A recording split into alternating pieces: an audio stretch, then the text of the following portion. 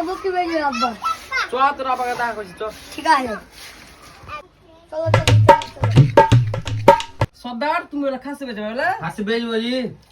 তো খাসি আছে তো দেখো তো খাসিটা কই দেখাও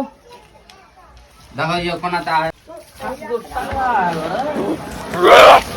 ঘুরে আনি কে বা पुरानी आई देखते हैं सीना को तो चावड़ा